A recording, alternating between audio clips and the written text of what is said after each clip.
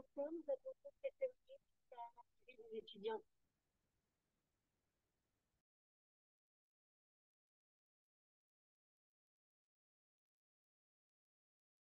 Bonjour.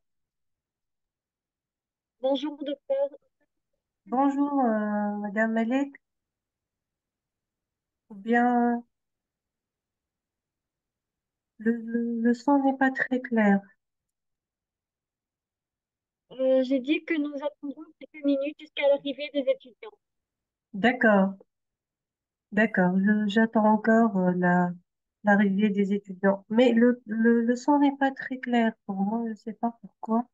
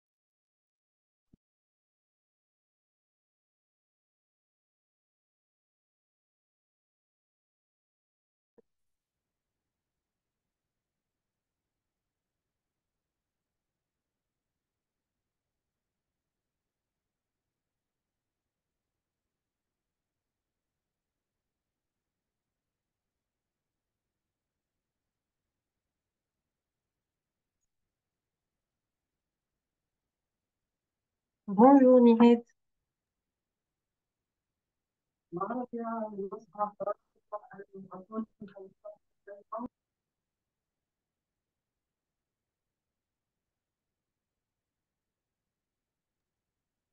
Bonjour, Ahmed. Chers participants, bon après-midi à vous tous et bienvenue au séminaire d'aujourd'hui sous le nom L'intelligence artificielle. Ce séminaire se tournera autour de présentation de l'AI, domaine d'application de l'AI, limites de l'AI, avenir de l'AI, tout cela avec Dr. Nusayba Jafar, membre du corps professoral de l'université, docteur en génie électrique, chercheur en traitement du signal et image et enseignante universitaire en informatique. Accordons Merci, maintenant la parole à Dr. Nusayba. Dr. Nusayba, la parole est à vous. Vous pouvez merci, commencer votre séminaire. merci beaucoup, Madame Malek, pour la présentation. Donc, on commence aujourd'hui notre séminaire qui est autour de l'intelligence artificielle. Donc, on va se concentrer sur la présentation de l'intelligence artificielle. On va comprendre cette notion, cette technologie, les différents domaines d'application et bien évidemment les limites de l'IA. Donc, tout d'abord, donc il faut comprendre l'IA. Donc, le plan de notre séminaire est comme suit. Premièrement, on va présenter l'IA, ensuite les domaines d'application de l'intelligence artificielle, les limites de l'IA et enfin, on va discuter de l'avenir de l'IA et les perspectives. Donc, pour commencer, tout d'abord, je vais voir, est-ce que vous avez une idée sur l'IA? De quoi s'agit-il, l'IA? Euh, qu'est-ce que vous comprenez si je dis IA? Donc, est-ce que vous avez une idée tout d'abord? Oui. Donc, on peut commencer par Ahmed ou bien Nihet, si vous voulez. Est-ce que vous avez une idée sur l'IA? Un peu? Vous m'entendez, Ahmed Eniere? Vous pouvez participer en levant la main ou en écrivant sur le chat. Oui. Est-ce qu'il y a un problème? Est-ce que vous m'entendez, Ahmed Eniere? C'est bon? Non, non, le son est clair. Je crois qu'ils sont Oui, un le peu son est timides. clair. On vous D'accord. entend. D'accord. Merci. Est-ce que vous avez une idée sur l'IA? De quoi s'agit-il? Est-ce que vous avez quelques notions ou bien vous n'avez pas d'idée? Si je dis IA, intelligence artificielle, c'est-à-dire pour vous, Nihal, pour s'interagir ensemble, hein. Et c'est un nouveau sujet pour moi. Un nouveau sujet, d'accord. Oui, Pas grave, vous allez comprendre de quoi s'agit, de quoi il s'agit. d'accord, merci beaucoup. Merci, Ahmed. Si on va voir Ahmed, est-ce qu'il a une idée, Ahmed, ou non? Vous êtes avec nous, Ahmed? C'est pas grave. Donc, l'IA, donc deux mots, intelligence artificielle.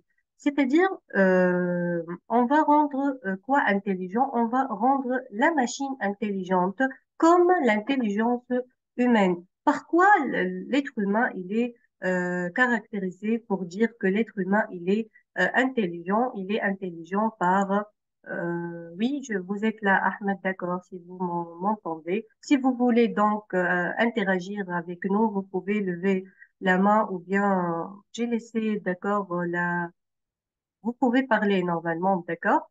Donc, j'ai dit, on va rendre la machine intelligente comme l'être humain. L'être humain, par quoi il est caractérisé? Par sa compréhension en langue, en langage, par l'apprentissage, le raisonnement et la résolution des problèmes complexes et bien sûr simples. Donc, l'intelligence artificielle, c'est une partie de l'informatique, c'est une discipline de l'informatique dont le but ou bien l'objectif, c'est d'élaborer des systèmes intelligents, c'est-à-dire des systèmes qui possèdent les caractéristiques que nous associons avec l'intelligence humaine, telles que donc langage de compréhension, comme j'ai dit, surtout l'apprentissage. On va utiliser cette notion après l'apprentissage. Donc, comment on acquit on peut acquérir l'intelligence, c'est pas directement on connaît intelligent, qu'on peut parler des langues, c'est à travers l'apprentissage. Donc, on peut dire que l'IA ou l'intelligence artificielle, c'est une discipline qui s'est donnée pour but l'étude et la simulation des activités intellectuelles humaines, c'est-à-dire de reproduire ou bien d'imiter l'intelligence de l'être humain à l'aide d'une machine. Donc, on va rendre une machine qui pense et interagit comme l'être humain. Donc, comment on va voir comment on peut rendre une machine une machine intelligente. D'accord, Ahmed, c'est pas grave. L'essentiel, c'est que vous nous suivez. D'accord? Donc, comment maintenant on peut savoir si j'ai un problème X qu'il appartient ou bien je peux le résoudre avec une approche d'intelligence artificielle. J'ai un problème, je ne sais pas comment le résoudre, comment je peux connaître que je dois résoudre ce problème avec l'intelligence artificielle. Tout problème pour lequel aucune solution algorithmique classique ou bien traditionnelle n'est connue, c'est-à-dire on ne peut pas le résoudre avec la programmation classique, avec for, if, ainsi de suite, avec le C, le Java, le Python. D'une manière classique, relève a priori de l'intelligence artificielle.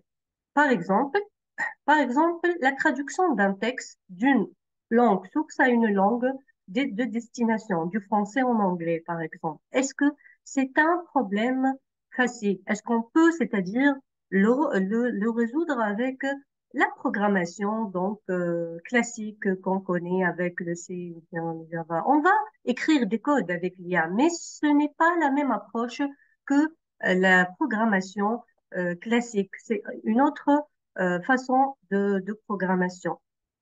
Donc, euh, Nihayat, par exemple, est-ce que, par exemple, la traduction d'un texte d'un texte ou d'un paragraphe de n'importe quelle langue à une autre langue, c'est facile. Est-ce qu'on peut le résoudre d'une manière très classique? Par exemple, oui, mais si vous voulez participer.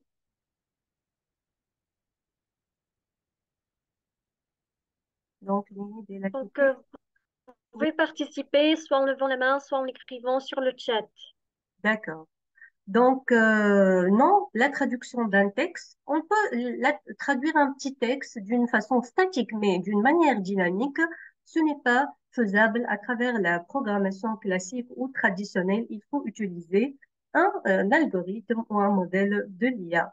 Donc, par exemple, aussi la reconnaissance des émotions pour reconnaître si une personne, par exemple, elle est joyeuse, elle est triste, elle est neutre, etc. On va revoir les domaines d'application après.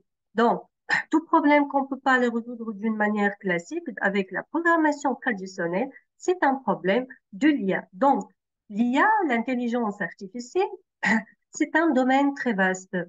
C'est-à-dire, il y a plusieurs approches de l'IA, de l'intelligence artificielle. Il y a des approches anciennes, basées sur la connaissance, sur les règles de prédicat, sur donc la logique formelle, qui est obsolète, cette méthode basée surtout sur les systèmes experts. Et il y a l'approche d'actualité qui est l'approche basée sur l'apprentissage. Donc, c'est-à-dire quoi l'apprentissage?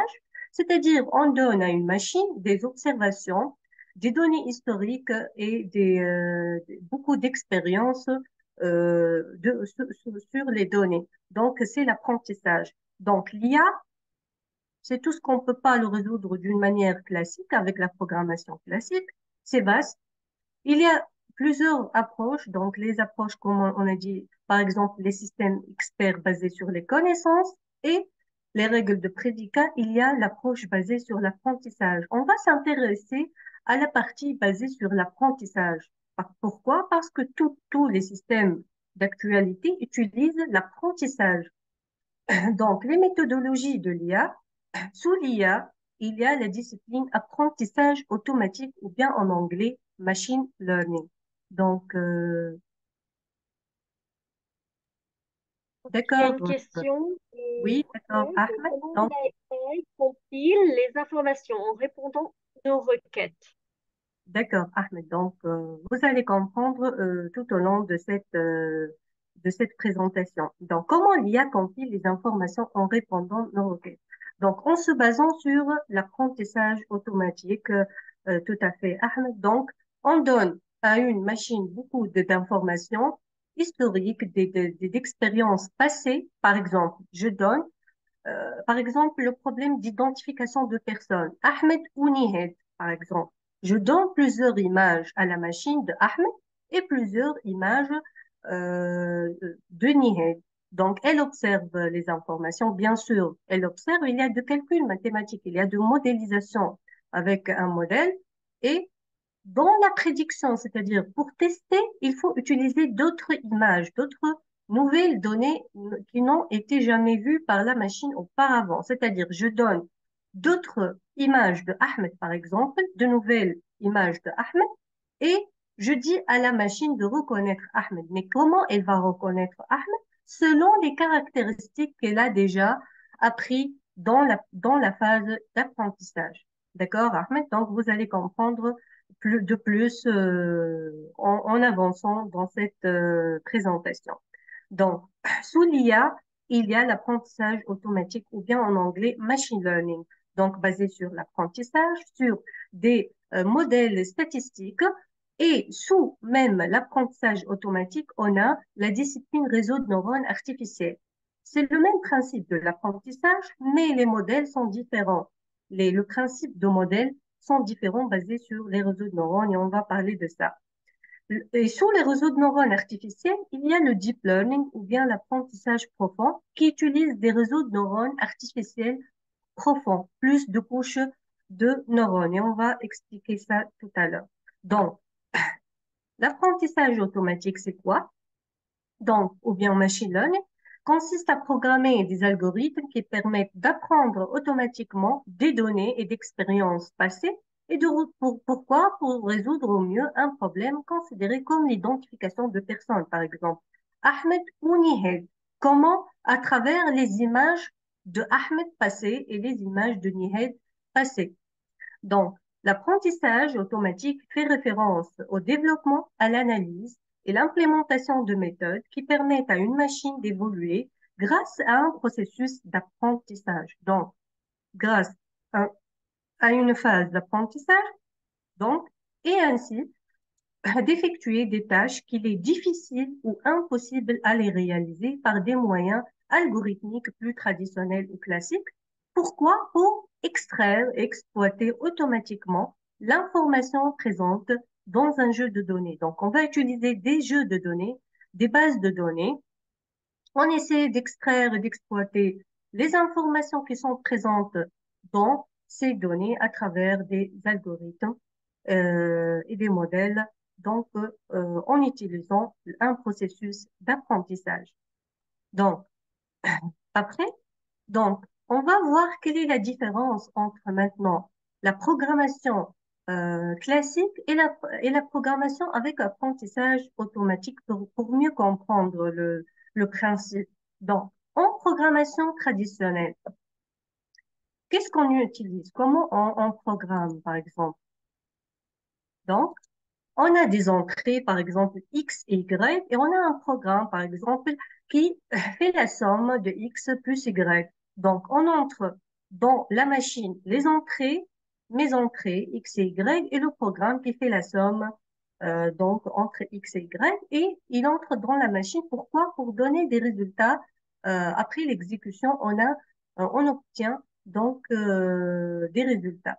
D'accord? Donc, maintenant, on va voir la différence par rapport à l'apprentissage automatique. Comment on va programmer avec l'apprentissage automatique? On a des entrées, par exemple des images, des vidéos, des audios ou bien de textes, n'importe quelle forme de données, objets, d'accord? ADN, molécules, d'accord? On va parler aussi de type de données.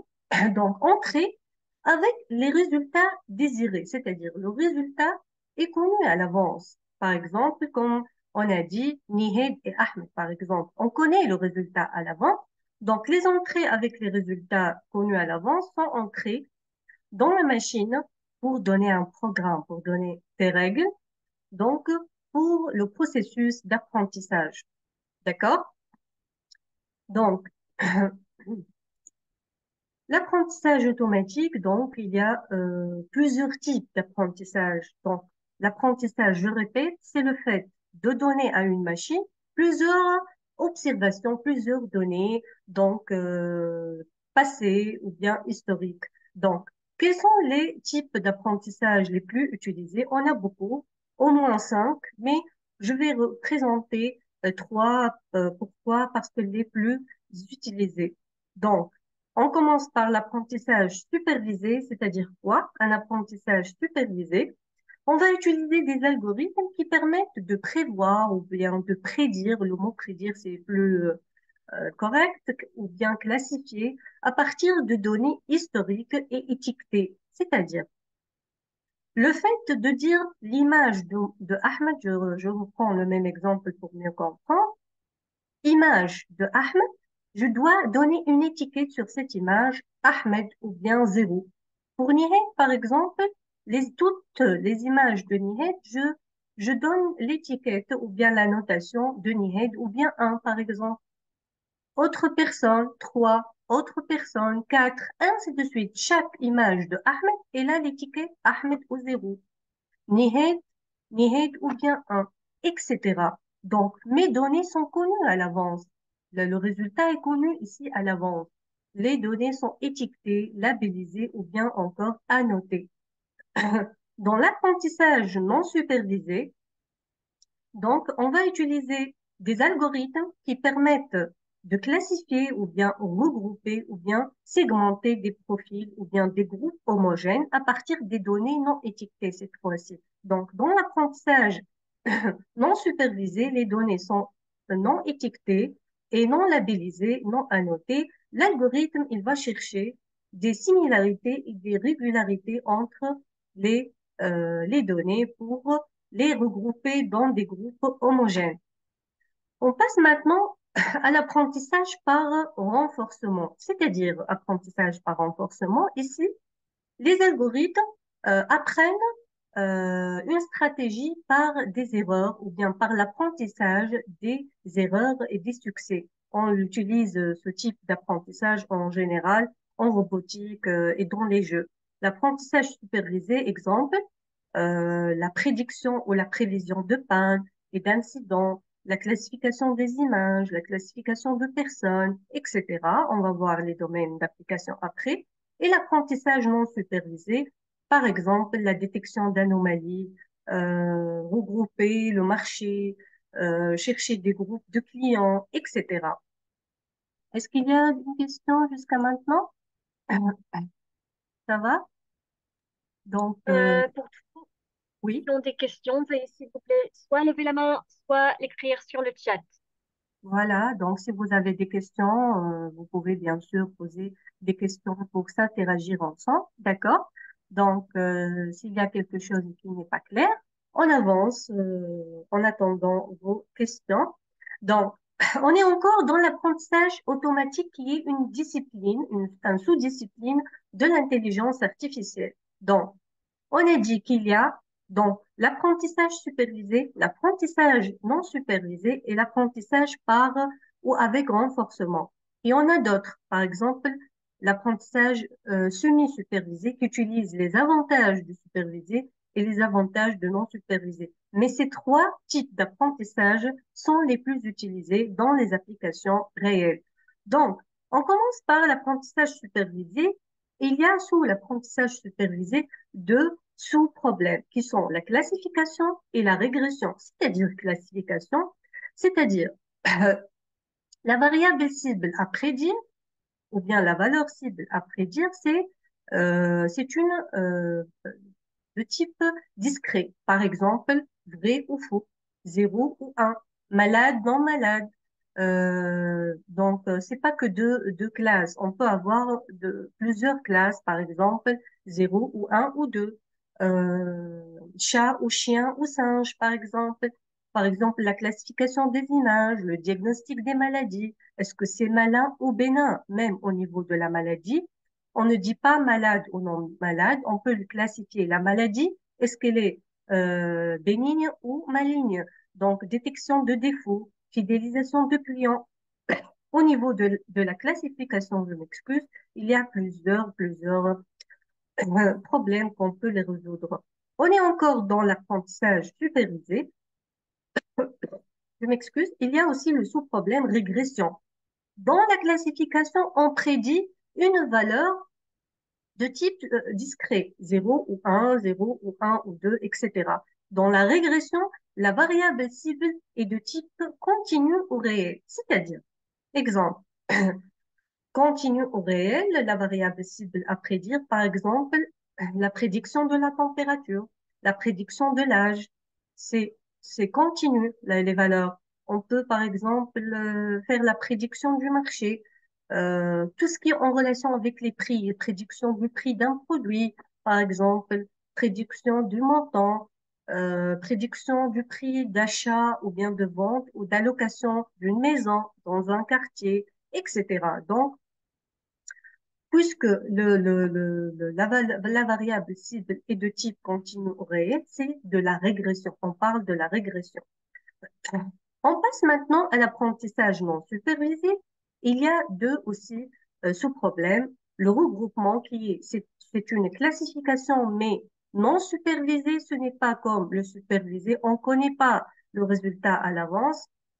Par exemple, le regroupement des produits ou bien selon des similarités ou regroupement des clients. À la fin, quand j'ai des groupes, on peut interpréter les résultats, les clients les plus fidèles, les clients les plus actifs, par exemple, les employés qui ont le plus de rendement, etc. Donc, on a aussi le sous-problème réduction de dimensionnalité ou de dimension, c'est-à-dire réduction de dimension. Au niveau de l'apprentissage automatique, on ne peut pas donner à la machine des données brutes, c'est-à-dire on ne peut pas donner aux données des données de type images brutes ou bien vidéos brutes ou bien des textes ou bien des signaux bruts, je m'excuse, il faut donner des données sous forme de représentation, donc sous forme de vecteurs de valeurs numériques. Donc, on dit caractéristiques. Ce sont des caractéristiques, des attributs qui représentent les objets, les instances, nos données. Exemple, les symptômes d'une maladie, la fièvre, le taux, fatigue, etc. Ce sont des caractéristiques pour dire est-ce que malade, bon malade ou malin, bénin, etc. Donc, au niveau de l'apprentissage, il faut toujours, pour améliorer les résultats, choisir ou sélectionner les attributs ou les caractéristiques les plus pertinentes, c'est-à-dire les caractéristiques qui ont un impact positif ou direct sur la prédiction, sur le résultat. Par exemple, en COVID-19, quels sont les symptômes les plus donc pertinents ou bien les caractéristiques les plus pertinentes, la fièvre, le taux, est-ce que grippé ou non, est-ce que rhume ou non, etc. Donc, par exemple, il y a un attribut qui n'est pas très important, on peut le réduire, donc on parle de réduction de dimensionnalité, et on a parlé aussi de l'apprentissage par renforcement qui est utilisé de plus au niveau de la robotique et des jeux avec l'IA.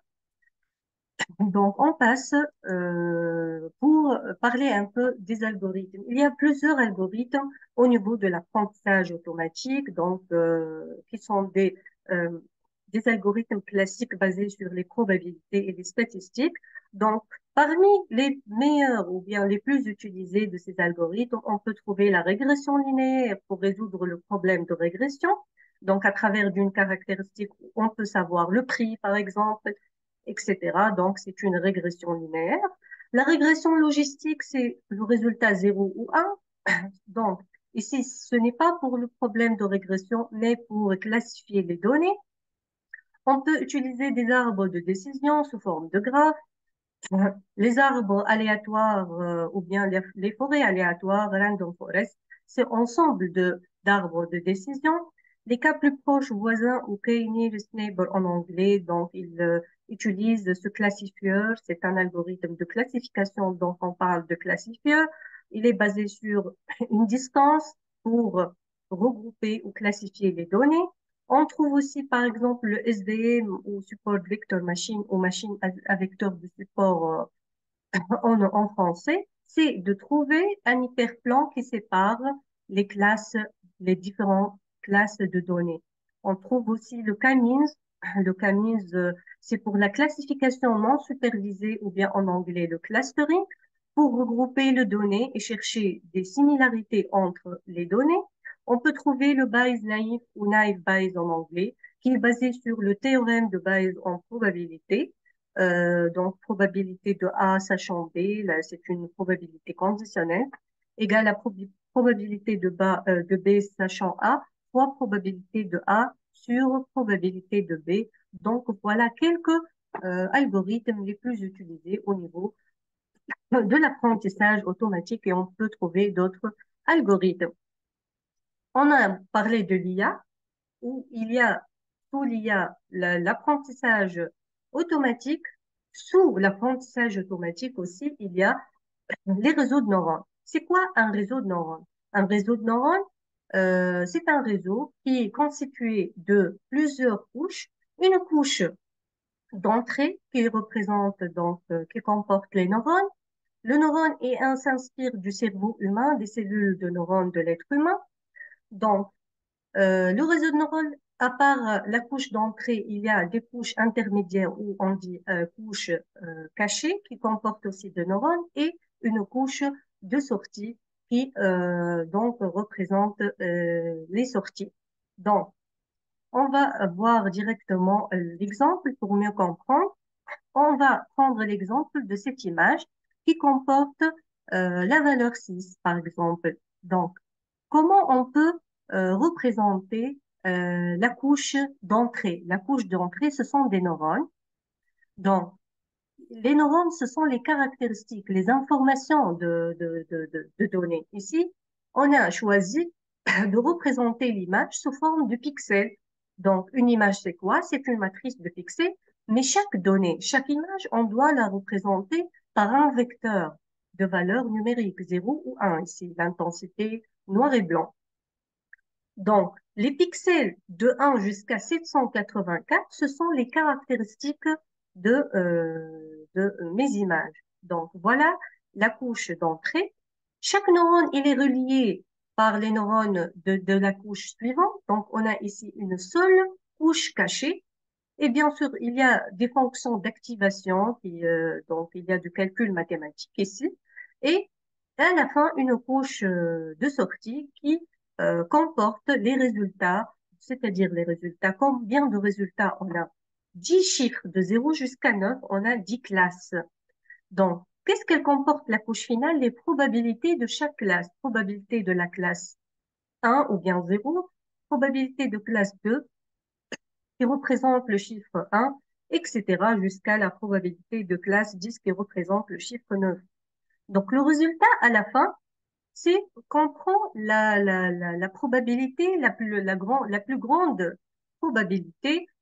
Si la probabilité du chiffre 6, la plus grande, donc le résultat, il est bon. La machine a pu reconnaître le chiffre 6. Donc, c'est le réseau de neurones, exemple d'un réseau de neurones. Passons maintenant au deep learning ou l'apprentissage profond. L'apprentissage profond, il est basé sur aussi les réseaux de neurones artificiels, mais profonds, c'est-à-dire les couches cachées sont de deux ou plus de couches. Si on a deux ou plus de couches cachées, on parle de profond, d'un réseau de neurones profond ou l'apprentissage profond. On peut avoir d'autres types d'algorithmes tels que le CNN sur l'image, LSTM, RNN, etc. Exemple, on va classifier les animaux ici, soit chat, soit chien, soit aussi le racan, je crois, c'est un autre animal qui ressemble beaucoup au chat. Donc, on donne au réseau de neurones profonds donc des images et on a des couches cachées profondes, dizaines, par exemple, une dizaine de couches. D'une couche à une autre, qu'est-ce qu'on remarque? Donc, s'il y a quelqu'un qui veut participer. Donc, on remarque l'apprentissage de quoi ici? La capacité de ces couches de reconnaître les features, les caractéristiques, les yeux, les pattes de chaque animal. Donc, à la fin, on peut avoir de bons résultats quand on peut avoir des résultats erronés. Donc, les systèmes intelligents, ils ne sont pas fiables à 100%. Impossible d'avoir des systèmes qui sont fiables à 100%. Pourquoi? Parce que les données d'entrée, on va parler de limites de l'IA après, à la fin, donc on ne peut pas avoir des systèmes qui sont fiables à 100% parce que les données toujours ne sont pas parfaites en réalité. Donc le racan ici, quel est son problème? Qu'il ressemble beaucoup aux caractéristiques du chat. Donc pour un chat, on peut avoir de bons résultats. Si je donne une autre image d'un chat, la machine doit reconnaître le chat à la fin. Mais pour cet exemple, par exemple, pour le racan, on peut avoir de faux résultats. Donc, c'est pas une question. D'accord. Donc, on va passer à autre chose. Donc, s'il n'y a pas de questions jusqu'à maintenant, on peut passer aux disciplines de l'IA. Donc, l'IA, c'est une croisée de plusieurs disciplines. Les statistiques, les probabilités, l'optimisation. Pourquoi les statistiques? Parce qu'à partir de données, on a un résultat. Les probabilités, donc pour modéliser l'aspect aléatoire au niveau des données, au niveau de l'apprentissage. L'optimisation, pourquoi? Parce que au niveau de modèle, qu'est-ce qu'on a? On a des paramètres statistiques. Et pour avoir de bons résultats, pour améliorer toujours les résultats, on doit optimiser ces paramètres statistiques. Plus que ces paramètres au niveau de modèle sont optimisés, plus qu'on obtient de meilleurs résultats. L'informatique, bien sûr, puisqu'on va programmer des algorithmes et on y a, ces programmes sont très gourmands en ressources de calcul et de mémoire. On peut aussi poser d'autres questions au niveau de neurosciences, psychologie cognitive, théorie de la décision. Pourquoi, par exemple? Parce qu'on va à la fin décider. À la fin, il faut prendre une décision rationnelle, c'est-à-dire logique. On peut avoir aussi la discipline de linguistique, philosophie, etc. Donc, l'IA, elle peut être la croisée de plusieurs disciplines. Donc, on passe maintenant au domaine d'application de l'intelligence artificielle. Donc, je suis sûre que même si vous n'avez pas beaucoup d'idées sur le principe et le fonctionnement de l'intelligence artificielle, vous êtes en train d'utiliser des applications d'une manière quotidienne et vous ne savez pas le principe. Donc, en commençant par le premier domaine, la reconnaissance de chiffres manuscrits, par exemple. Si je crée des chiffres d'une manière manuelle, l'être humain, même l'être humain dans ce problème, il peut se tromper. Par exemple, le 2 comme le A, le 4 n'est pas très clair, c'est comme le 2, le 8 c'est comme le 1. Donc, même pour l'être humain, c'est un problème complexe. Quoi dire pour la machine? C'est un problème, n'est pas très difficile. À nos jours, bien sûr, plus qu'on a d'autres applications plus complexes, mais ça reste aussi un problème plus que, puisque les données ne sont pas parfaites. Donc, c'est une application de l'IA et de l'apprentissage automatique. On va passer à autre domaine d'application, les voitures autonomes. Donc, ou bien autonomous cars comme Tesla par exemple, c'est-à-dire des voitures qui marchent donc, qui fonctionnent toutes seules. Donc, c'est l'apprentissage ici par renforcement, c'est par l'apprentissage d'une stratégie d'échec et de succès. Donc, mais ce domaine, ça reste toujours critique. Pourquoi? Parce que toujours dans les rues, on ne peut pas euh, prédire le comportement des autres. Ça reste toujours un domaine très critique. D'accord? Qu'il y a toujours des obstacles dans les rues, même si on a des scénarios qui sont parfaits. Mais dans les carrés, on n'a pas toujours des choses parfaites. Donc, c'est pourquoi ça reste un problème critique, même s'il y a des pays qui utilisent des prototypes et de voitures autonomes. Donc, parmi les domaines d'application aussi les plus intéressantes, le domaine de la médecine ou bien de l'imagerie médicale, donc on peut détecter des maladies très graves comme le cancer du sein chez les femmes, les maladies ou le cancer de neurologie, les maladies de poumon. Donc, à partir de l'imagerie médicale, on peut détecter des maladies et non pas que des maladies. On va détecter des cas de maladies. Est-ce que c'est malin ou bénin? Aider les médecins donc pour faire le diagnostic des maladies. Donc, et pour détecter, il faut faire tout un processus, beaucoup des étapes comme le pré-traitement, c'est-à-dire le pré-traitement, c'est-à-dire tout ce qui est avant le traitement, tout ce qui est avant la modélisation et l'utilisation de modèles, par exemple, au niveau de détection du cancer du sein chez les femmes, on peut, par exemple, supprimer les bras, le bras parce qu'il peut donner de faux donc indications sur la masse du cancer. Donc, on peut faire beaucoup de transformations pour améliorer toujours les résultats. Donc, au niveau, par exemple, parmi les domaines d'application qu'on a vus ces dernières années, surtout au niveau de la pandémie de COVID-19, beaucoup de travaux, de recherche et de développement. Est-ce qu'il y a une question? Non, pas de question. Donc, c'est juste pour le formulaire. Donc, au niveau de COVID-19, j'ai dit, on trouve beaucoup de travaux, de recherche sur la détection du Covid-19. Comment on détecte le Covid-19? Donc, d'une manière simple, si vous voulez. Est-ce qu'il y a quelqu'un qui veut parler dans ce sujet? Il y a une idée, par exemple? Donc, vous pouvez partager vos idées, soit en levant la main pour qu'on puisse vous accorder la parole, soit en écrivant. D'accord. Si quelqu'un veut parler, donc n'hésitez pas, s'il vous plaît. Si vous avez une remarque ou bien une idée que je n'ai pas mentionnée, je vais expliquer. Il y a plusieurs méthodes de détecter le COVID-19. La première méthode qu'on connaît, c'est le test. Il y a le test du sang, il y a le test aussi rapide. Mais même le test du sang ou bien le test rapide, il peut donner de faux indications, faux positifs, faux négatifs, etc. Donc, on peut aider le médecin pour mieux détecter le COVID-19. Comment on détecte le COVID-19? Par exemple, on a dit les caractéristiques ici d'un patient.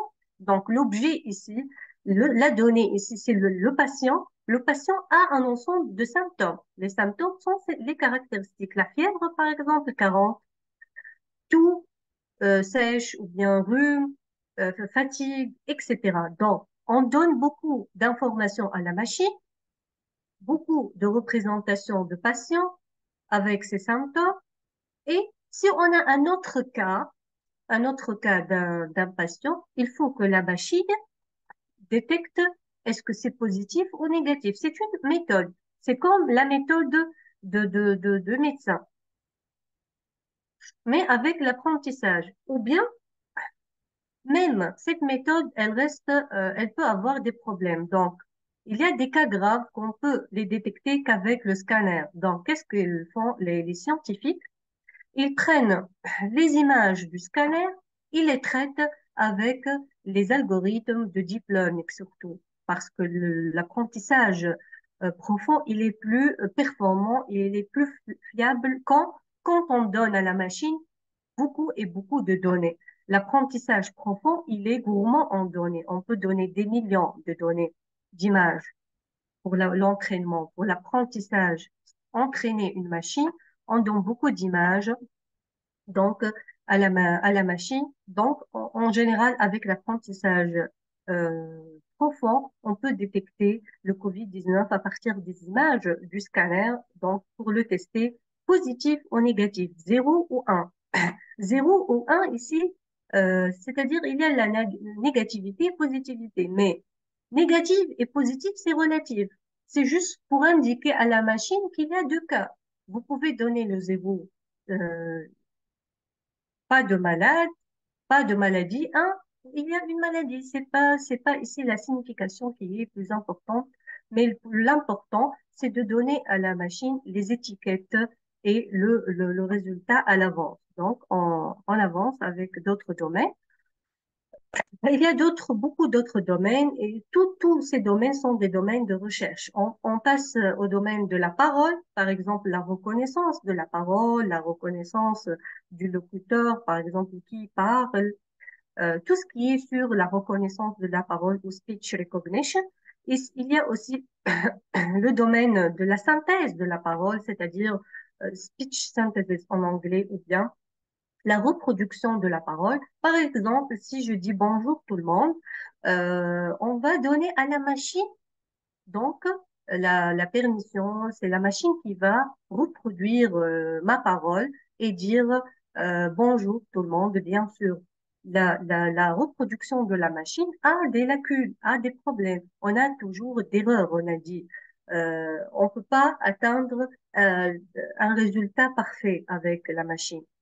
Donc, il y a d'autres problèmes à résoudre ou bien d'autres domaines d'application de l'IA ou de l'apprentissage automatique bien, si on prend le cas de l'apprentissage automatique, puisque tous les modèles d'actualité sont basés sur l'apprentissage. Donc, la reconnaissance faciale ou bien des mimiques faciales, on reconnaît les mimiques faciales, c'est-à-dire les points du visage. On peut reconnaître les émotions à partir des mimiques faciales. Donc, la reconnaissance des mimiques faciales et la reconnaissance des émotions sont deux problèmes différents. On peut reconnaître les émotions à partir les expressions faciales. Donc, comme j'ai dit avant, la reconnaissance des émotions, il s'agit de reconnaître si la personne elle est joyeuse, triste, en dégoût, peur, neutre, etc. Il y a à la base 6 émotions et on peut ajouter d'autres émotions. Donc, à la base, il y a d'autres domaines d'application, tels que le domaine vision par ordinateur. En français et en anglais, on parle de computer vision. Je m'excuse. C'est quoi le computer vision ou bien la vision par ordinateur? C'est un domaine dont, ou bien euh, au niveau de la vision par ordinateur, on est en train de comprendre, d'analyser et interpréter une scène prise par une ou bien plusieurs caméras. Donc, c'est-à-dire, on va utiliser quel type de données ici? Les types de données vidéo.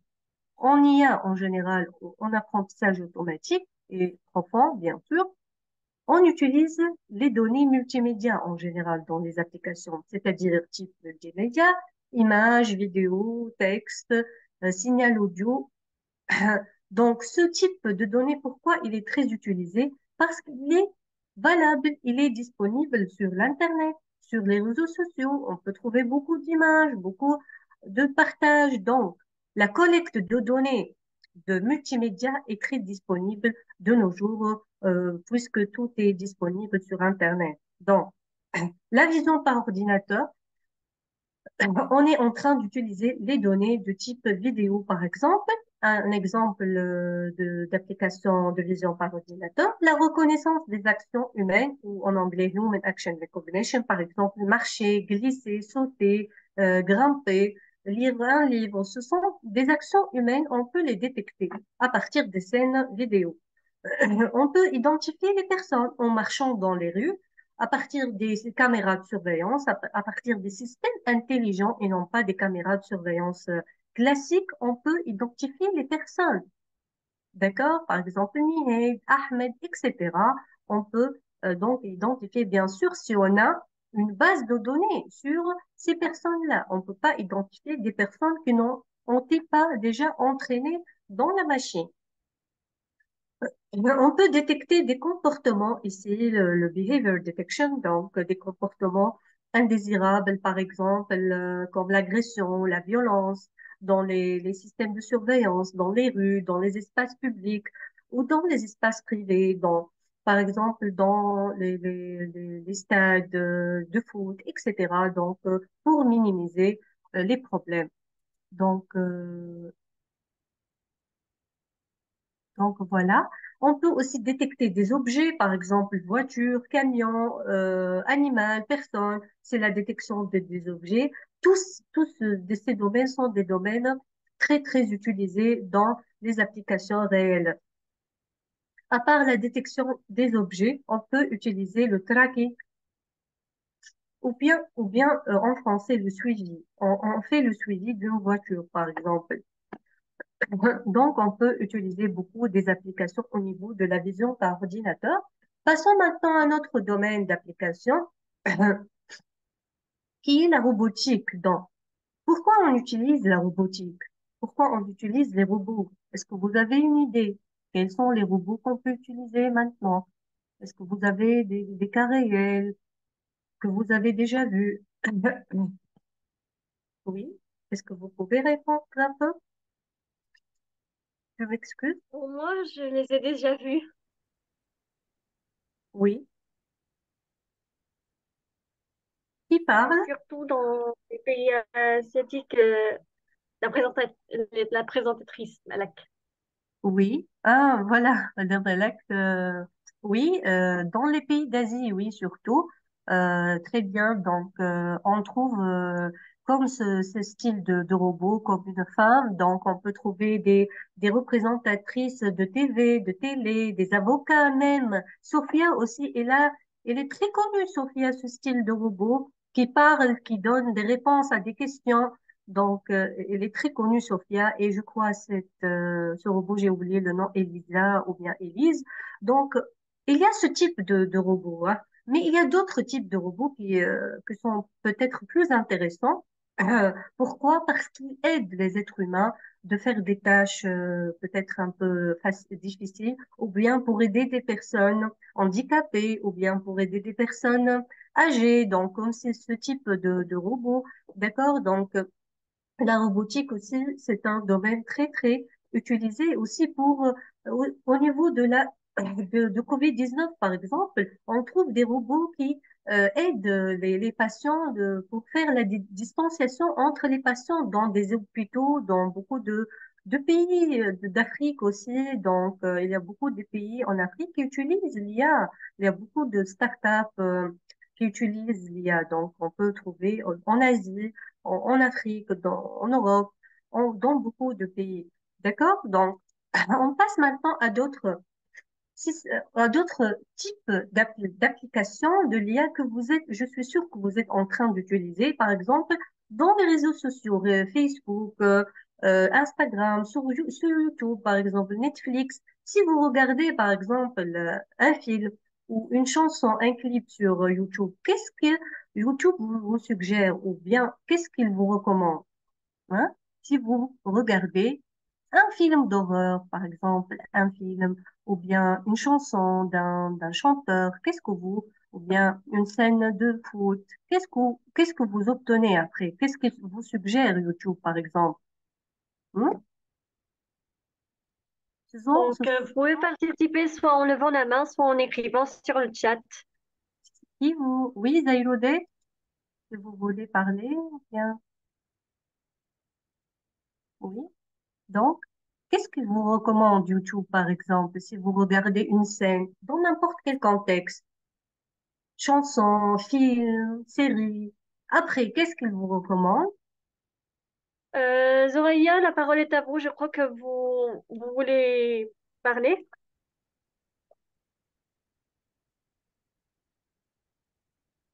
Zoraïda? Zoraïda? Zoraïbet, est-ce que vous êtes là? Oui, je suis là, mais j'ai un peu problème de connexion et j'arrive pas à entendre normalement les voix de madame. C'est pas grave. D'accord, c'est pas grave. Donc, si vous regardez, par exemple, n'importe quelle vidéo sur un réseau social ou bien sur YouTube ou Netflix, donc, euh, il vous suggère de même des vidéos de même contexte. D'accord? Donc, d'autres films, par exemple, du même contexte, horreur, ou bien drama, ou bien action, etc. Donc, c'est les systèmes de recommandation. Mais les systèmes de recommandation, on les utilise pas que pour les données de type vidéo ou image. On peut les utiliser dans d'autres contextes. Par exemple, contexte de télécommunication. On recommande aux clients la meilleure offre, par exemple, de 4G ou 5G. Ça dépend, donc, les offres qui existent, 3G, 4G, 5G, etc. Donc, ces applications sont concrètes. Vous êtes en train de les utiliser. Et passons maintenant au domaine, on peut dire le plus utilisé maintenant. Pourquoi? Parce qu'il est très répandu, très utilisé. Le domaine du traitement naturel du langage ou Nature Language Processing, NLP en anglais. Tout ce qui est en relation avec le traitement du texte. Exemple, le moteur de recherche, Google par exemple. Si on écrit sur Google, qu'est-ce qu'on obtient? Il vous suggère par exemple, si j'écris calcul, formule, je sais pas quoi, il vous donne des suggestions. Donc, il vous donne des suggestions, c'est avec les algorithmes de l'IA. Traduction automatique. Google Traduction, par exemple, il est en train d'utiliser les algorithmes de Deep Learning. Pourquoi ces années, il est très, très, très avancé, le Google Traduction. Le DeepL, par exemple, Deep Translator, c'est une autre plateforme de traduction qui est très évoluée aussi. Déjà, son nom, Deep Translator, c'est-à-dire il est en train d'utiliser le Deep Learning, l'apprentissage profond. On peut corriger l'orthographe, correction orthographique. Il y a beaucoup de logiciels qui utilisent la correction orthographique, le paraphrase, le rewrite, la réécriture de textes. Si je donne des textes à des logiciels maintenant en ligne, ils sont à Google, on peut trouver beaucoup de logiciels de ce type qui peuvent vous ou bien nous aider pour écrire des thèses, pour écrire des rapports, pour nous corriger, pour faire la réécriture pour euh, par exemple, pour ne pas tomber dans le problème de plagiat. Donc, tous ces domaines utilisent les algorithmes et les modèles de l'IA. Il y a aussi les agents virtuels. Dans les sites, on trouve une femme ou bien un homme virtuel. C'est comme un chatbot très spécifique dans un contexte bien déterminé selon le site. Comment je peux vous aider, par exemple, Ahmed ou bien Nihed ou bien Zoulaïdet, par exemple, puisque vous êtes connecté, il vous dit comment je peux vous aider. Donc, c'est comme un chatbot ici qui donc attend vos requêtes pour qu'il réponde à vos requêtes. C'est automatique et ce n'est pas une personne physique ou bien une personne réelle. C'est avec l'apprentissage, il peut donner des réponses. Le fameux chat GPT.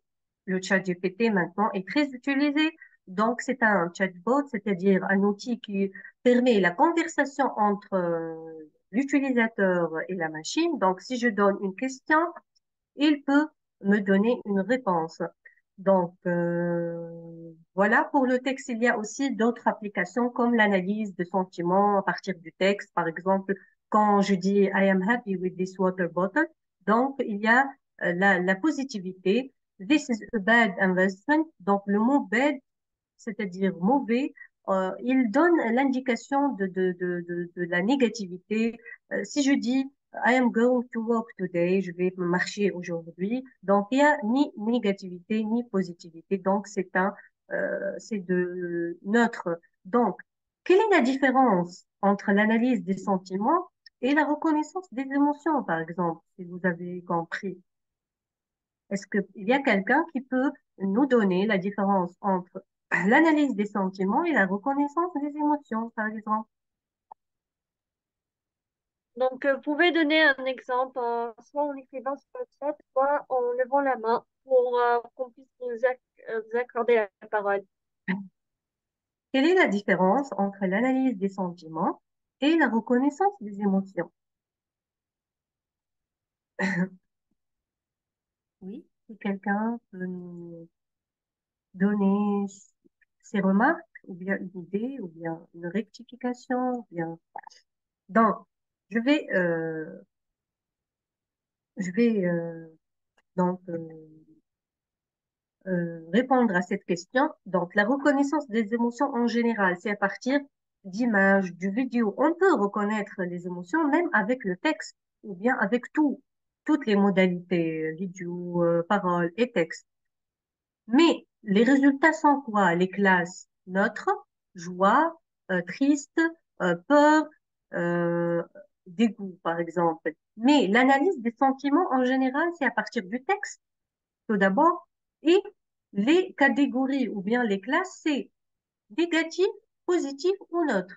C'est pas joie, triste, etc. Donc, c'est la différence entre la reconnaissance des émotions et l'analyse des sentiments. Je passe. Aussi, on peut bien sûr appliquer l'IA dans plusieurs autres domaines tels que l'agriculture pour prédire la température, prédire la consommation de l'eau, l'estimation de la consommation de l'eau, prédire les maladies au niveau des plantes. D'accord? Donc, on peut utiliser l'IA dans beaucoup d'autres domaines tels que la finance, les banques, l'assurance, l'éducation, les transports. L'IA peut être appliquée dans plusieurs domaines. Donc, je passe très vite, puisque le temps passe très vite. Donc, je vais parler un peu de limites de l'IA. On a dit, on ne peut pas avoir des résultats fiables à 100%. On peut avoir de très, très bons résultats, des résultats satisfaisants, très satisfaisants. Mais il y a toujours l'erreur. Pourquoi? Par exemple, le manque de représentativité. C'est-à-dire, dans certains cas réels, donc si certains cas réels n'ont pas été pris en considération dans les données d'apprentissage ou les données d'entraînement, on est face au problème de manque de représentativité. C'est-à-dire, il y a des cas où les données sont peu représentées. Exemple, au niveau donc de la reconnaissance faciale, par exemple, sur donc des ensembles de données où les personnes de certaines origines rares ont été en nombre limité. Par exemple, si je fais l'entraînement pour reconnaître pour faire la reconnaissance faciale, par exemple. Je donne beaucoup de races dans les images. Il y a une race très rare qui est très peu représentée, donc on ne peut pas avoir de très bons résultats au niveau de ces individus, donc ils sont peu représentés. Donc c'est une limite de l'IA. Il y a aussi la mauvaise qualité de données. Les données, on a dit en réalité, elles ne peuvent pas les données être parfaites. Par exemple, les signaux audio, on trouve toujours le bruit. Il y a du bruit au niveau d'un signal audio. Aussi, les images, on a toujours des problèmes au niveau de l'image. Par exemple, image floue, image donc de mauvaise résolution. Euh, Autre exemple, par exemple, les objets qu'on cherche, il y a des objets qui sont cachés après d'autres objets, etc. Donc, euh, parmi les limites de l'IA, la mauvaise qualité de données. Quoi d'autre? On peut avoir des données biaisées, c'est-à-dire des données où il y a une distorsion systématique ou bien les données sont légèrement faussées. Donc, euh, par exemple, donc, les données sont considérées comme biaisées si elles reflètent un comportement déjà biaisé. Le périmètre de données pour le modèle ne reflète pas la diversité des situations cibles que le modèle devra traiter. Exemple, un historique de données trop limité. Un biais est déjà présent dans les variables ou informations retenues pour la création du modèle. Exemple pour mieux comprendre. Si je supprime l'information du genre ou sexe dans un modèle de tarification d'assurance vie, implique une augmentation de tarifs pour les femmes, car elles ont en moyenne une espérance de vie supérieure à celle des hommes. Donc, par exemple, si on supprime un attribut ou bien une caractéristique au niveau de données, ça peut donner une perte d'information au niveau de la prédiction après. D'accord? Donc, c'est euh, la signification des données biaisées parmi les limites de l'IA. Il y a aussi le problème de défaut lié au matériel. Par exemple, si on utilise des capteurs, donc au niveau de notre application, la sortie va dépendre de la qualité des capteurs. Par exemple, un système de détection de comportements indésirables, violence, agression, par exemple, par vidéosurveillance, peut donner d'erreurs s'il est déployé sur un parc de caméras de résolution insuffisante. Donc, il y a des systèmes intelligents qui peuvent dépendre de ce genre de matériel, tel que des capteurs, par exemple. Donc, passons à la fin aux perspectives de l'IA ou bien l'avenir. On est dans une ère qui utilise beaucoup d'applications dans ce domaine. Donc, si vous avez bien assimilé la notion de l'IA, l'IA il y a beaucoup de personnes qui disent que l'IA va remplacer l'être humain. S'ils s'ils disent comme ça, c'est-à-dire n'ont pas réellement compris l'intelligence artificielle. L'IA, elle ne va pas remplacer l'être humain. C'est vrai, elle va aider l'être humain à faire des tâches, à effectuer des tâches complexes, mais elle ne va pas le remplacer. C'est vrai qu'il y a des jobs ou bien des emplois qui peuvent être donc détruits, par exemple, par cette technologie l'IA, mais il y en a d'autres emplois qui peuvent être créés. Donc, il y a des jobs ou des emplois qui peuvent être détruits par l'IA, mais il y a d'autres emplois qui peuvent aussi être peuvent être créés. Donc, voilà, l'IA ne peut pas remplacer l'être humain, mais elle peut aider l'être humain. Donc, on a besoin toujours de l'être humain, même si on a des systèmes intelligents. Quoi d'autre? L'IA et l'environnement, on peut utiliser des systèmes basés sur l'IA pour optimiser, par exemple, la consommation d'énergie, réduire les déchets et améliorer l'utilisation de ressources. Exemple, les systèmes de gestion du trafic basés sur l'IA peuvent réduire les embouteillages. Si on peut utiliser des systèmes donc pour détecter les embouteillages et modifier donc le chemin proposé, le chemin le plus court proposé par ce système et améliorer le rendement énergétique. Autres systèmes d'irrigation basés sur l'IA peuvent réduire la consommation de l'eau, dans l'agriculture. Donc, ces systèmes existent déjà, mais on peut les améliorer par d'autres modèles plus évolués. Donc, aussi l'IA et l'exploration spatiale, ça existe aussi l'utilisation de l'IA, donc par exemple pour analyser les images et prendre des décisions sur les endroits et visiter les objets à étudier. Mais on peut explorer de plus ces technologies dans l'espace, donc pour mieux planifier peut-être des missions et analyser les données.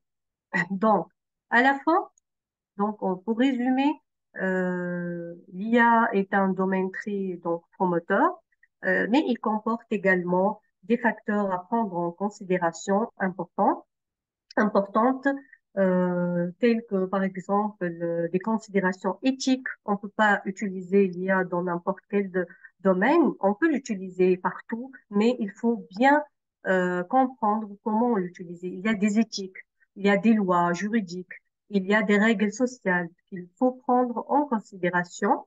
Cependant, les avantages potentiels de l'IA sont considérables. Donc, on peut l'utiliser dans plusieurs domaines tels que la santé, la finance, les transports et dans l'éducation. Donc, comme on a vu, plusieurs domaines. On peut les utiliser dans l'IA ou bien utiliser l'IA dans ces domaines. Donc, et à la fin, je vous remercie donc beaucoup pour la participation dans ce séminaire. Est-ce que vous avez des questions à la fin?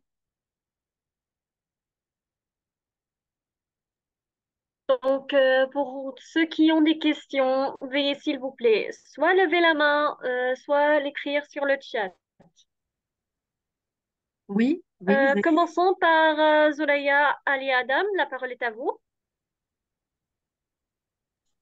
Eh ben, pour moi, madame, j'ai une question. J'aimerais savoir, est-ce qu'on peut utiliser en fait l'IA sur la vie quotidienne? Si je parle de la vie quotidienne, je parle de la vie privée en fait. Est-ce qu'on peut utiliser l'IA sur la vie privée? peut-être.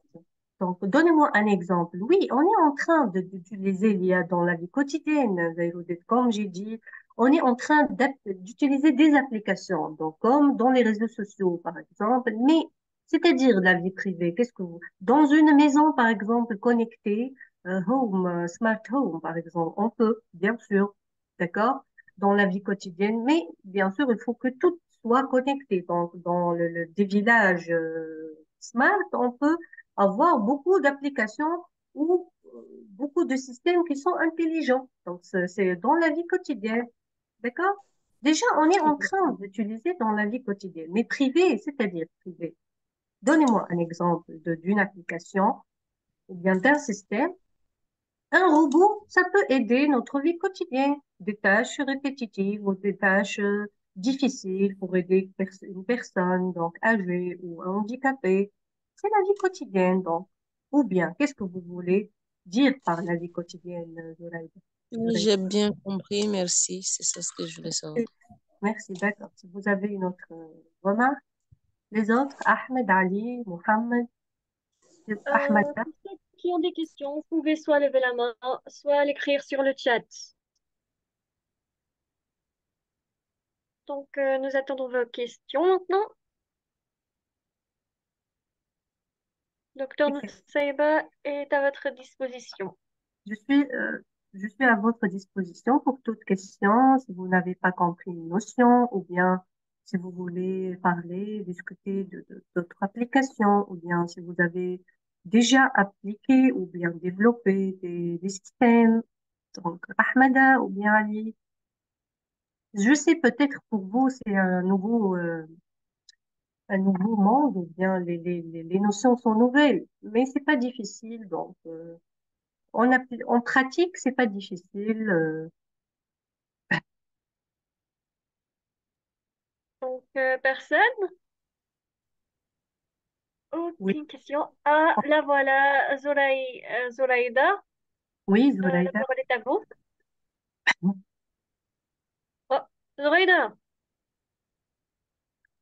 la parole est à vous. Oui, Zoraïda.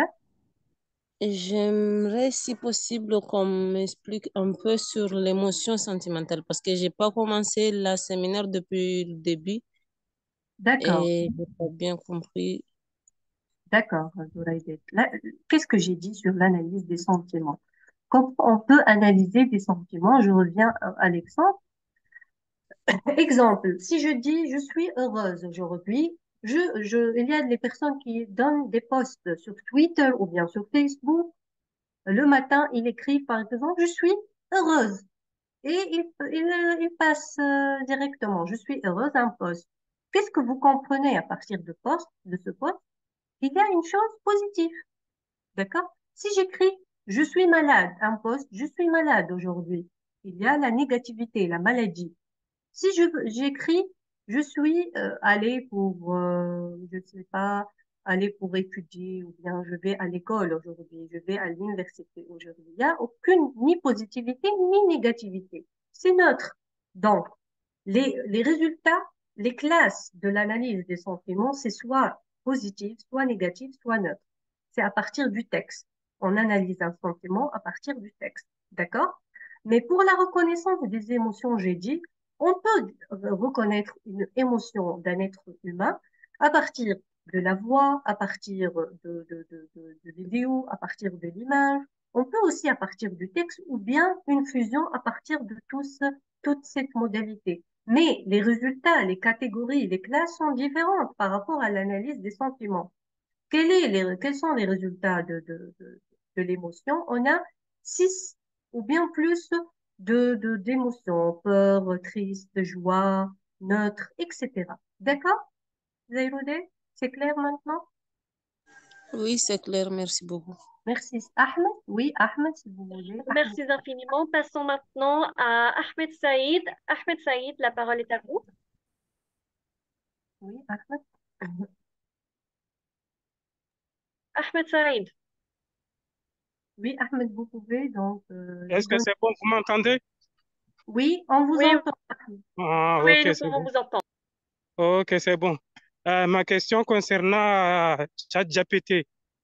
Oui, GPT, puisque parfois, si on pose des questions à ChatGPT, il ne répond pas. Si on bien, change le prompt, il répond. Je ne sais pas pourquoi, comment on explique tout ça. oui. Est-ce que vous avez compris ma question? Oui, j'ai compris votre question, Ahmed. Oui. Ok. Tout d'abord, pour la première question, ChatGPT, il n'est pas fiable à 100%. On a dit tous les systèmes ne sont pas impossibles d'avoir. On peut avoir de très bons résultats, mais pas sur toutes les données. Et surtout ChatGPT, pourquoi? Parce que ChatGPT, il y a des versions de ChatGPT. GPT-3, GPT-4, maintenant c'est le plus évolué. Et après, avec les versions commerciales, avec l'argent, c'est plus fiable. Plus qu'il y a des versions, bien sûr, gratuites, c'est moins fiable. Mais on parle maintenant de ChatGPT, même si gratuit ou avec l'argent commercialisé. On peut pas, le ChatGPT, il ne peut pas donner toujours de bons résultats. Pourquoi? Parce que l'entraînement, il est entraîné, d'accord? Pré-entraîné sur plusieurs données. Pour le GPT-3, il s'arrête, je crois, à 2020. Donc, tout ce qui est après le 2020, si on lui donne des événements qui sont de nos jours, il peut pas répondre, d'accord? C'est pourquoi il peut pas donner de bons résultats. Pour Ahmed, la deuxième question. Pourquoi si je modifie ou bien si je ferme et je rentre au ChatGPT, il peut nous donner euh, un bon résultat? Peut-être aussi parce que quand on lui donne une question, il les stocke pour l'entraînement de nouveau. Vous voyez? Donc, même les questions qu'on lui pose, il les stocke pour faire aussi l'entraînement. Donc, c'est pour ça peut-être qu'il peut donner, même si après, si on pose des questions, il peut nous donner une autre réponse. C'est pas la première qui ne connaît pas la réponse. D'accord? Ok. Mais il ne peut pas donner toujours de bons résultats, hein. Faites attention au chat GPT parce qu'il peut vous aider, ça c'est sûr. Il faut vous donner des codes, des réponses, mais il faut bien sélectionner les réponses parce que parfois, comme j'ai dit, il y a du manque de l'information. Il peut vous donner des résultats aussi erronés. D'accord? Parce que c'est un système, parce qu'il est entraîné sur des données qui ne sont pas parfaites, les données. D'accord? Ok. Merci. Est-ce qu'il y a d'autres questions? Merci d'infiniment. Pour ceux qui ont des questions, vous pouvez soit lever la main, soit l'écrire sur le chat.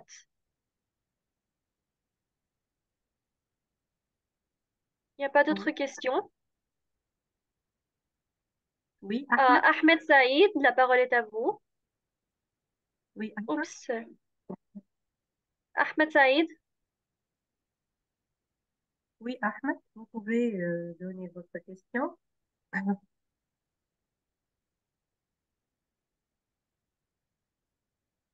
Ahmed. Saïd.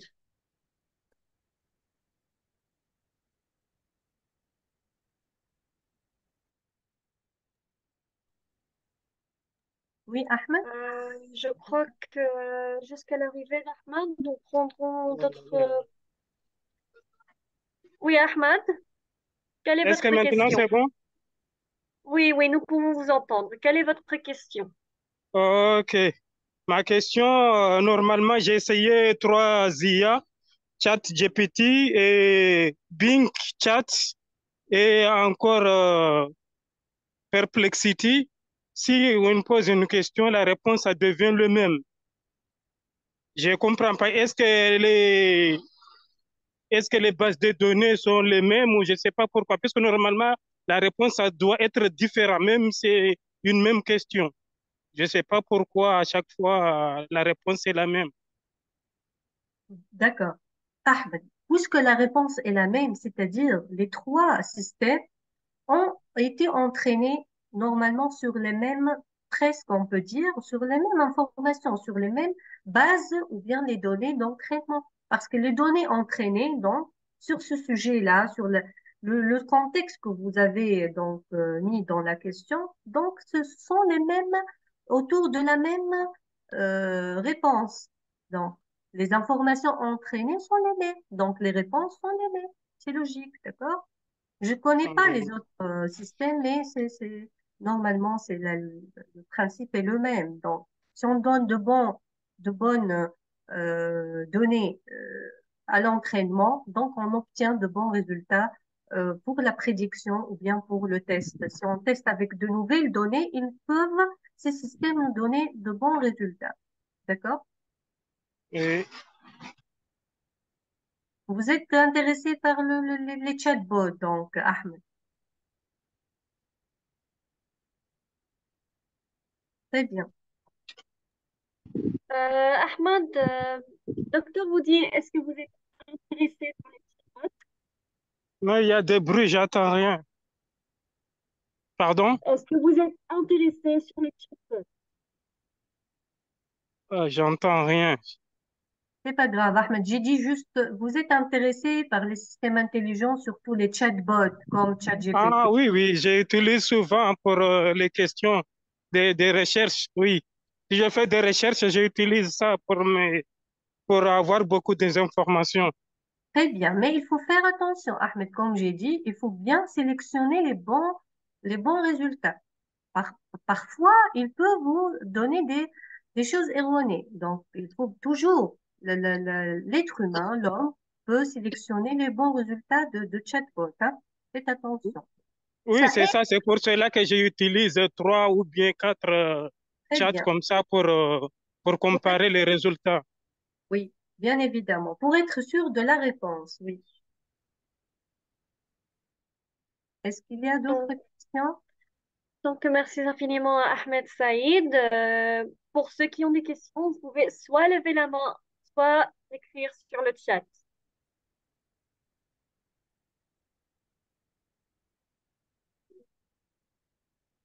Personne?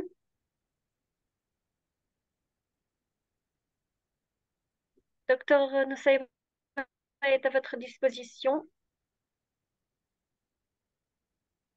Il y a Donc, d'autres je questions. pense qu'il n'y a plus de questions. À la fin de ce séminaire, docteur Nussaïba, est-ce que vous voulez ajouter quelque chose? Donc, non, je vous remercie beaucoup pour la participation à cette discussion, à ce séminaire autour de l'IA. Je reste toujours à votre disposition pour d'autres thèmes, si vous voulez, dans ce domaine. Donc, merci infiniment pour les questions de toutes les parties, de tous les participants. Merci beaucoup, Madame Elec, aussi. Donc, merci infiniment à tous les participants et merci infiniment à vous, docteur, pour avoir suggesté ce nom du séminaire et avoir accepté de donner ce séminaire qui est franchement dominante dans notre univers ces jours-ci. Nous insistons sur le fait pour ceux qui n'ont jusqu'à maintenant pas inscrit au formulaire du séminaire, veuillez s'il vous plaît vous inscrire pour recevoir votre certificat de participation à la fin du séminaire.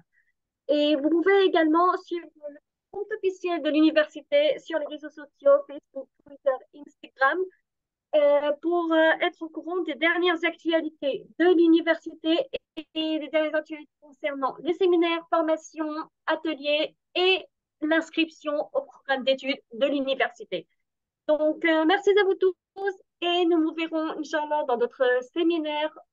Avant de terminer, passons la parole à Zoraïda qui veut poser une question. Zoraïda, la parole est à vous. J'aimerais savoir où est-ce qu'on s'inscrit pour les certificats de la séminaire. Je vais vous l'envoyer une autre fois.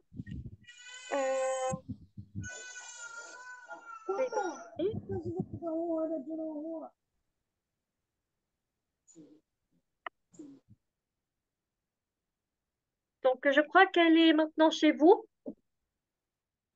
Donc, à la fin de ce séminaire, merci infiniment à tous les participants et merci à Docteur pour son temps avec nous. Nous vous verrons, Inch'Allah, dans d'autres séminaires, d'autres formations ou bien d'autres ateliers. Suivez le compte officiel de l'université pour être au courant des dernières actualités. Merci à vous tous et nous vous verrons à la prochaine. Au À revoir. bientôt. À bientôt.